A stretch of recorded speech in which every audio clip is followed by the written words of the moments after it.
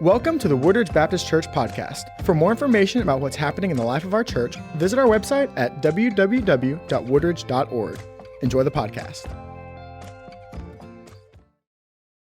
As we continue our study of the Gospel of Mark, I'm going to begin today with a question. It's a question I hope that you will be honest in answering. You don't have to answer it out loud, but I am inviting you to answer it. And the question is this: have you in your life as a follower of Jesus ever made a sacrifice of love? Have you in your life as a follower of Jesus ever made a sacrifice of love? Here's the question. Can you recall a time when you did something that really cost you for Jesus? You actually went without something that you really wanted because of a sacrifice of extravagant love for Jesus. I begin with the question because as we get into Mark chapter 14, you're going to see a woman that can answer that question, yes. Let's see what God wants to show us today. In Mark chapter 14, verse 1, it says, "It was 2 days before the Passover and the festival of unleavened bread. The chief priests and scribes were looking for a cunning way to arrest Jesus and to kill him. Not during the festival, they said, so that there won't be a riot among the people. And while he was in Bethany at the house of Simon the leper, as he was reclining at the table, a woman came with an alabaster jar of very expensive perfume of pure nard. She broke the jar and she poured it out on his head." In this first part of Mark chapter 14, the backdrop of this story is the Jewish feast of Passover and unleavened bread. Mark didn't really hide that. This was a celebration that took place annually and was observed in Jerusalem. People would come in. It was a time of remembrance and it was a time of thanksgiving, much like what we do this Memorial Day weekend. We just stop and we remember. They would remember God's miraculous deliverance of the Hebrews from Egyptian bondage during the Exodus. You go back to Exodus chapter 12, and it's like we need to remember this. If I were to compare it to something, I might consider it compared to the American 4th of July celebration, right? We just stop and we love the country that we live in. We're thankful for the freedoms that we have, even though we're a hot mess, and all God's people said, because you know it's true. Stop it. What they would do is they would slaughter the Passover lamb whose blood was spread on the doorpost some 1,400 years earlier. And you remember that the death angel would pass over each home that it saw the blood on, and it would spare the life of the firstborn. It was a way of saying, we remember, like we remember. Jewish people were flocking into Jerusalem to celebrate, but in the shadows of the celebration, you have the Sanhedrin, or the way that Mark was calling them, the chief priests and the scribes. And they've got this conspiracy going on. They've already said it, Jesus is going to die. We've just got to figure out how we can make this happen. Mark, the better way to maybe translate the Greek there is they were doing it by stealth. By stealth. And then suddenly the scene just kind of shifts. In verse 3, there's this home in Bethany. The word means home of poverty and misery. Wendy and I have 4 daughters, and if we were to take the name and say, we want this name to reflect who they're going to be in life, I would not name any of the 4 of my daughters Bethany, home of poverty and misery, but whatever. But there you are in this house, and there's a man named Simon. John's gospel, just so you know, says that Lazarus was there as well. I love that. And here's why. I mean, Jesus had apparently healed Simon of leprosy, or it's a little bit hard to translate, but he's got some skin condition. And then you've got Lazarus, who he's raised from the dead, and they're all sitting at the table together. I don't know. I just feel like it'd be a pretty great conversation. What do you think? You know, Simon's over there going, yeah, I had this skin condition, and Jesus healed me. And Lazarus goes, I think I can beat you. I was dead. I was done. Next thing you know, I'm walking around. If you look at it, you have a former leper, you've got a former dead man hanging out. But in John 12, it tells us that the event happened 6 days before the Passover. Now, so what this means is Mark's account is something like, I was trying to get an idea of it, it's kind of like a flashback. It's like a looking back at something that happened. But if you look at John's gospel, it also tells us that the lady who anointed both Jesus's head in Mark 14 and the feet of Jesus, which is in John chapter 12, was Mary, the sister of Martha and Lazarus, whom Jesus had raised from the dead. Can it get any more? This has got to be the best dinner that you've probably ever been at. And it says that Jesus was reclining at the table. And I'm just saying this. I think we need to reclaim that in our American homes. I want a lazy boy at the table. You know, put the food out. I want to kick back, and I want there to be a tray there. We put the food on it, and we have a throwdown. But you're also super comfortable, right? They were onto something here. But they're reclining at the table, and it says, Mary came with an alabaster flask of ointment and pure nard, very costly, and she broke the flask and poured it over the head of Jesus. I was thinking about some years ago, when I was teaching up in Wake Forest in North Carolina, there was a guy that came in to do a series of lectures, and I took him out one evening. And he had like the best smelling cologne. I was like, good grief, what are you wearing? And he told me that I can't remember it because here's why. I was never going to be able to buy it because it was $1,000. And I was like, what are they paying you as a professor that you could afford something like this? But anyway, so move on from that. What he told me is he's telling the story. He's like, yeah, probably the best smelling thing I've ever smelled in my life. And I was like, yeah, it's very fetching scent. But he was also telling me this. He said, yeah, there was a friend of mine that was like, I really love that. You know, can I have some? $1,000. You know, he goes, so I gave him a détente. Y'all write that word down because that's the kind of word that only professors use. He said, so I gave him a détente of it so that he could have that. Hold on to that word, by the way. So here you have this moment where a woman cracks a jar and she pours something over Jesus that was very expensive. By the way, it's incredibly rare what she poured over him because it was only found in India, which means it's not really easy to get to. In other words, she didn't go to H-E-B and buy Axe body spray. This was something that was very, very expensive. And so she breaks the flask. Unlike my professor friend who gave a détente, she breaks the flask. And what that means is that it's not usable anymore after that. It's all used up. She poured its full content onto Jesus, both his head and feet, which according to John chapter 12, she wiped with her hair. When they poured it over the dead, what they would usually do is they would leave the jar in the tomb with the dead.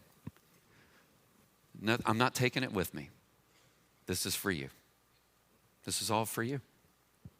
It's interesting to note that in each of the 3 times that we see Mary in the Gospels, it says that she is at the feet of Jesus. Now you may sit there and go, but that's saying something pretty profound because this moment is done in a full display of all the people that are right there. And usually if a woman was coming to a table like that, it was so that she could serve the food to the people that were there. It wasn't so that she could come and do what she was doing. It was against a cultural convention. She was breaking it. And what this means is she was going very public with her faith in Jesus. This is a profound moment for this woman, for all the people that are watching this go down. And you think, wow, what would it have been like to have heard like Lazarus tell his story, to hear Simon to tell his story, and then for this moment to happen and you're sitting there witnessing it? Man, you think everybody is loving what's happening. You wish for moments like this, except verse 4. But some were expressing indignation to one another, because of course they do. There's always those people in the crowd. Why has this perfume been wasted? For this perfume might have been sold for more than 300 denarii and given to the poor. And they began to scold her. I love the virtue signaling here, by the way. Did you notice what they did? I mean, they decided to throw some shame on a beautiful thing. I mean, you could have sold this and a lot of hungry people could be eating, but no, that's not what you did. But it also got me thinking, why do you have a reaction like that? What's up with that? The woman's act of devotion, it didn't go unnoticed, but it also didn't go without criticism. And I'm here to tell you this morning that if you have a deep and genuine devotion to Jesus, it will come with criticism. And I don't just mean from people that aren't Christians, I mean from Christians too. Christians will do it too. And here's why. How many of you think that in this moment, this woman comes and does something like this, and there are other people that are around, they're like, I have never done anything like that. And they start to feel something like this. They start to feel embarrassed. They start to feel ashamed. That wasn't her motive, by the way. This was an act of devotion. This wasn't like, hey, everybody.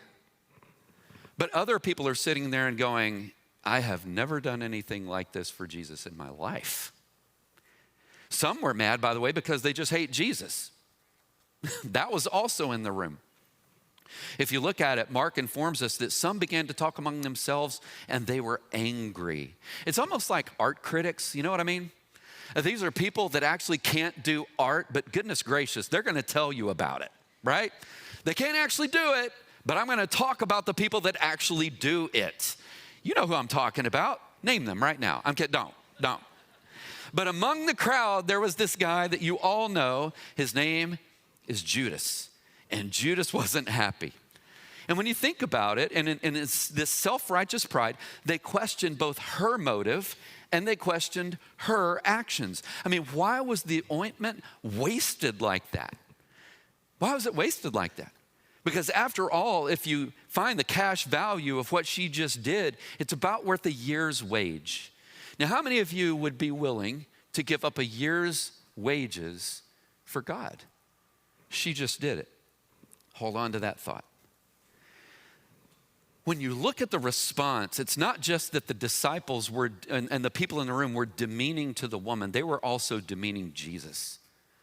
Because they looked at what had been given to him, the Lord and creator of the universe, and they said, you just wasted. You wasted something on God? And so Jesus replies in verse 6, leave her alone. Leave her alone. I mean, why are you bothering her? She's done a noble thing for me. You always have the poor with you, and you can do what is good for them whenever you want, but you do not always have me.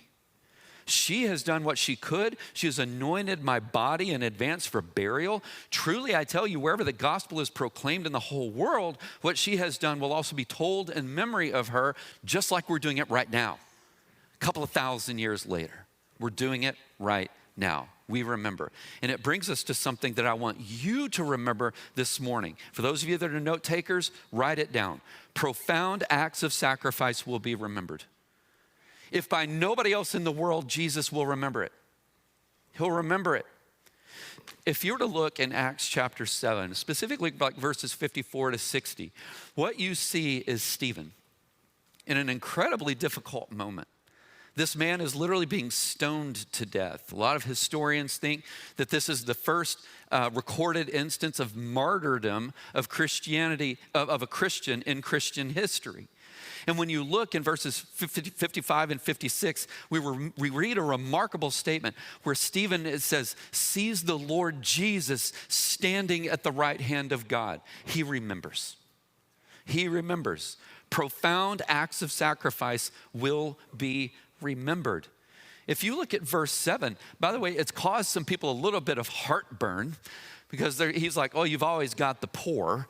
And some people think that Jesus is kind of diminishing the poor. And I'm like, no, just keep reading. Because when you look in the Bible, all you see from God ever is to take care of the poor and the widowed and the orphaned. Maybe we want to read it in a little bit of a different way because Jesus always taught that. That story never stopped. The issue here is between always and not always. The issue is between always and not always. The poor are always there, but Jesus wasn't always going to be there. He wasn't always going to be there. The opportunity to show him this kind of personal love and affection was going to soon be gone because not too long after this moment, he's on a cross. And you think about it. Time is precious, isn't it? It's precious. And you have this beautiful expression of love from this woman to Jesus. Just like you can have beautiful expressions of love to your husband or to your wife, or to your kids, or it doesn't have to be big, but it can be beautiful. And that was this moment. And when you look at verse 10, it says, and then Judas Iscariot, one of the 12, he went to the chief priests to betray Jesus to them. And they were delighted. Remember, they were trying to figure out a way. They needed an in. They needed a way in. And they were delighted to hear this, and they promised to give him money. Do you see a little bit of a contrast here? Because what you have with the woman with the alabaster jar is someone that is willing to give something of profound value. And what you have in Judas is someone that is willing to kill someone for something of little value. That's quite a contrast. But they were delighted because they were going to give him money, so he watched for an opportunity to hand him over. What a great passage, because it reminds us of some things today. I invite you to write this down. And this is the first thing. Real love will make you do crazy things. Am I right? Real love will make you do crazy things. For those of you that are old enough, you know exactly what is on the screen today. It comes from a movie. This was a scene with John Cusack where back in the days when we actually had boom boxes, y'all know what I'm talking about? He shows up, he's holding it up, the song is blasting. He loves this woman. He wants her to know it. Love will make you do crazy things. But it got me thinking. Years ago, Wendy and I and the girls, we were in North Carolina for like over 9 years. You know, as I was a professor up there and I was pastoring up there, we really loved the people up there. Do you know one of the things I didn't love about North Carolina when we got there is they didn't have Bluebell ice cream. And I thought, what are you doing? What are you doing? This is nuts. And so I really went without. It's one of those examples of breaking the flask and pouring it. All right, whatever. All right, so I'm a Bluebell guy. Do anybody know the Bluebell people in here? I mean, come on. Now, we had come to Texas to see family and everything, and we're driving back into North Carolina. We're in the western part of the state, and we're coming into North Carolina, and there was this billboard that was there that said, "Coming soon, Bluebell ice cream." And I remember I thought, don't mess with me. It's been a long time. Well, except when you visit Texas, and then you eat it, all right? And it was coming to North Carolina. I'm like, this is amazing. I literally would buy I remember buying banana pudding Bluebell ice cream and taking it to a member of the church and eating it with him because he was going through a difficult time. There is healing power in the stuff. And by the way, we ate the whole thing, one sitting. It was pretty impressive. It was gone. There's healing power. All right, so now you fast forward, you know where this is going.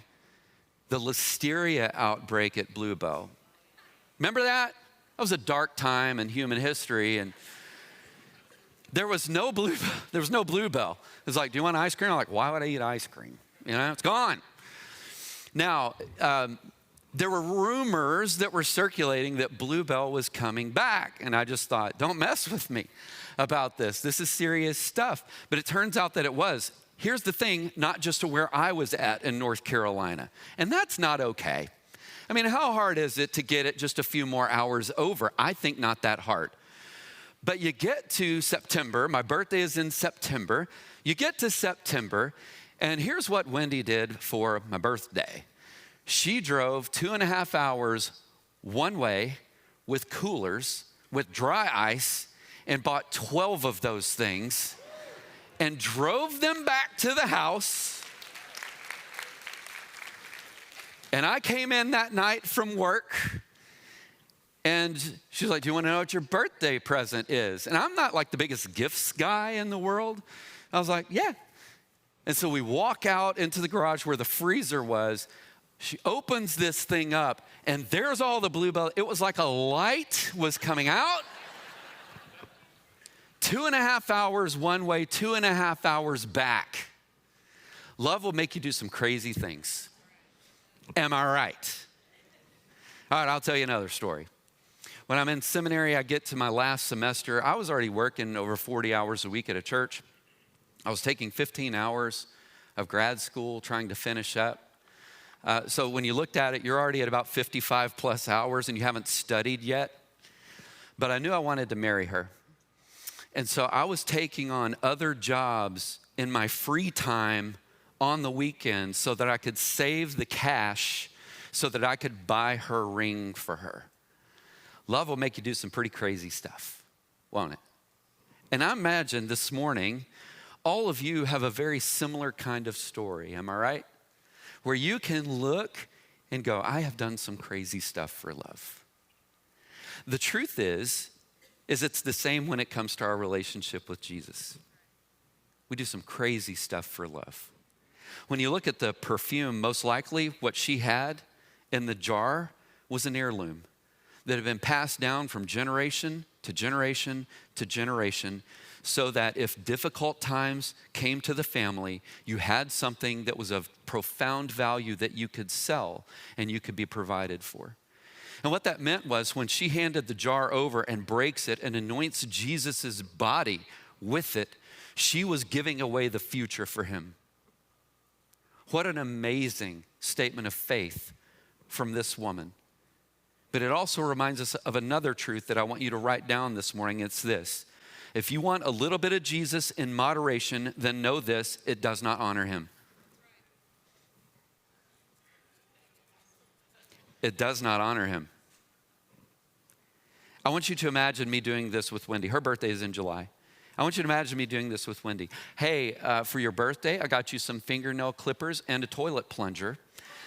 Now, here's the thing. I didn't really even want to get you that, but gifts, it goes with birthdays. And so here you go. Now, here's the question. How many of you would think, yeah, I think that would go over well? Right? Or if I were to say something like this, I've been giving some thought to it, and I would like for us to spend 2 hours together a month. How well do you think that would go over with her? She's over here. You can ask her later if you want to. I'm going to go out on a pretty strong limb here and say it's not going to fly. It's not going to fly. The truth is, it doesn't fly with Jesus either. When he called to us, he said, "Come follow me." And with it, that meant that there were sacrifices inherent to doing it. And so this morning, I'm going to give you this invitation here in just a minute. But I want us to be honest with ourselves, and I want us to rightly assess what Jesus is worth to you. What is he worth to you? Because this is what I think we need to really lock into, is I think that there are some jars that need to get broken today. They need to break. We need to quit playing games. It's not a joke. Like I said, not long after this, you got him on a cross. Don't ever forget that. And by the way, for all the people that were mocking the woman for what she did, in verse 6, Jesus says her act wasn't wasteful, it was beautiful. It was beautiful. And so I want you to think about this. Jesus does know who honors him, and he does take note of it. He recognized her. Your financial offerings to Jesus, they're not a waste of money. Don't believe that. Your time spent listening to your friend, praying for your friend, that's not a waste of your energy. Practicing hospitality, you open up your home, you welcome people in, you feed them, that's not a waste of your time. When you consecrate your life to following the teachings of Jesus, and that means that you're willing to do the difficult things that Jesus calls you to as you sanctify yourself in him, that isn't a waste, that's beautiful. When you hand your sexuality over to him, that's not a waste, that's beautiful. When you hand everything over to him, that's not a waste, that's beautiful. That's beautiful. But the other truth we need to remember this morning is you do not get what you give up. You do not get what you give up. If you give him up, you don't get him. You don't get him. So here we are on Memorial Day weekend, thankful. I was thinking of the movie Saving Private Ryan. How many of y'all have seen that? I know it came out a long time ago. But there was this scene. You remember Private Ryan's brothers had all been killed in battle. Goodness gracious, if you could make it through the opening battle sequence. I mean, when that ended, I remember sitting there going, how long is this movie? Oh man. It's like, I'm pretty spent. But then these guys are commissioned to go and to find Private Ryan so that they could get that guy home to his mother because all of her other sons were dead. You remember? And then there's this scene at the end of the movie, the character that's played by Tom Hanks, he's been shot. He's laying on the ground. He's still alive, but he's laying on the ground. And up walks Private Ryan. And as he's looking at him, he's on the ground and he's just looking at him. Tom Hanks' character looks back at him and he says, earn this. Earn this. And in this moment, what you see is Private Ryan looking down at him, and then his face changes from a young man in battle to an old man standing at the grave of that guy. And he looks at his wife and he says, tell me I've been a good man. Something that struck me, not about Private Ryan, but about Jesus. I can never earn it. And he didn't ask me to. But I can honor it. I can honor it. And so as we go into a time of prayer, I'm asking you to be very honest with yourself today. This is the moment with the alabaster jar, and I'm asking you, does your jar need to get broken today? And in prayer, I'm asking you to honestly assess your life in the way that you follow him, because that's what he said. He said, come follow me. Remember how we began? I asked you the question, can you think of a time in your life where you've had an extravagant act of love for Jesus? Or in this moment of honesty, is your relationship with him more one of convenience? I'm just asking you to be honest. Because if so, in this time of commitment, that's exactly what you can do. You can even recommit yourself to something that maybe you said you committed yourself to a long time ago. That's the beauty of his grace and his forgiveness. And that's for you this morning. It's a time of response to Jesus. That might be just saying, you know what? I want to be a part of a church. I want to worship with people. I want to grow in Jesus. That can be your response. But for others, it's actually something much more deep. It's you calling out to Jesus. You never have before. I want you to remember what we celebrate in him. Because what we celebrate in him is that he offered something to us that we didn't deserve. He offered something to us. And I want to remind you this morning, you do not get what you give up. If you pass on him, you don't get him. You don't get him. And this morning, there's a call to you to take very seriously and to believe him, not the other voices that are out there. Believe him. Believe him. That when he went to the cross, he took our sin that seriously. The wages of sin is death. And he said, I'm willing to pay it. I'm willing to pay it. How do I earn that? I don't know what I could do that when I did it, I go, that's it. We're even now. I can't even think of it.